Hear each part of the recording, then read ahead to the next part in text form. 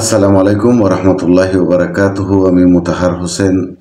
বিভিন্ন তথ্য নিয়ে আমি ব্লগ ভিডিও বানাই।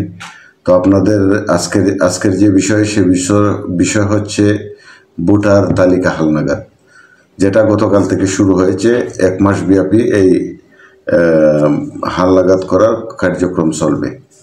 তো যে কারা ভোটার হতে পারবেন, কারা স্মার্ট কার্ড পাবেন, কিভাবে ভোটার হবেন, কি কি ডকুমেন্ট লাগবে, আজকে এই বিষয় নিয়ে আসলে আলোচনা। তো সংক্ষিপ্ত আলোচনায় আসবো। ভোটার হতে হলে আপনার কমসে কম 5টা ডকুমেন্ট প্রয়োজন। আপনার 17+ বয়স হলেই আপনি ভোটার তালিকাভুক্ত হতে পারবেন। 17+ যাদের বয়স, যারা পূর্বে করতে পারেননি, 18, 19, 20, 22 যাদের বয়স, যারা ভোটার হতে পারেননি, তারাও এই ভোটার আওতায় আসবেন। তো বিশেষ করে আপনার প্রথম ডকুমেন্ট যেটা, এটা হলো জন্ম নিবন্ধন। দ্বিতীয় পরিচয় হলো জাতীয়তা সনদ, যেটা চেয়ারম্যান অফিস থেকে দেওয়া হয়। তৃতীয়টা হলো আপনার মাতা পিতা বা নিকটতর আত্মীয় স্বজন যাদের জন্ম নিবন্ধন আছে, ওই জন্ম নিবন্ধনগুলা লাগবে। যেমন চাচা আছে, চাচাতো ভাই আছে, চাচাতো ভাই বোন আছে, আপনার নিজের বোন আছে বা ভাই আছে, সিনিয়র যারা আপনার বয়সে বড়, তাদের জন্ম নিবন্ধন হলেও চলবে, জন্ম নিবন্ধন সনদ যেটা। তারপরে আপনার লাগবে শিক্ষা সনদ। যদি আপনি লেখাপড়া করে থাকেন, আপনার যে শিক্ষা সনদ যেটা আছে, যেটা সার্টিফিকেট আছে, আপনার 8ম শ্রেণী হতে পারে, SSC হতে পারে, বা ক্লাস 5 হতে পারে, আবার আপনার ইন্টারমিডিয়েট হতে পারে, ডিগ্রি, যে কোনো ধরনের আপনার যে শিক্ষাগত যোগ্যতা থাকে, সেই সনদটি কালেক্ট করে রাখবেন, সংগ্রহ করে রাখবেন।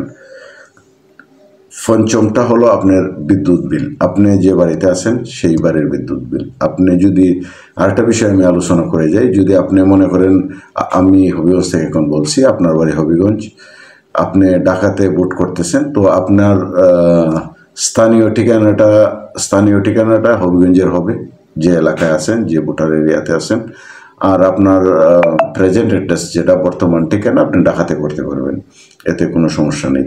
তবে আপনি যদি বর্তমান ঠিকানায় করতে চান, যেখানে ভাড়া থাকেন বা আপনার নিজের বাড়ি থাকলে, সেখানে বিদ্যুৎ বিল আপনি সংগ্রহ করতে পারবেন।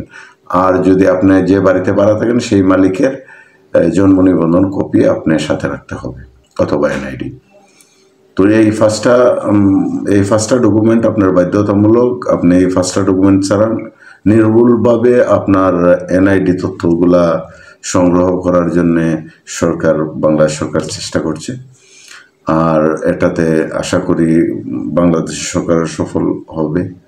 আর তাদের জন্য দোয়া করি যারা এই কার্যক্রমের সাথে জড়িত।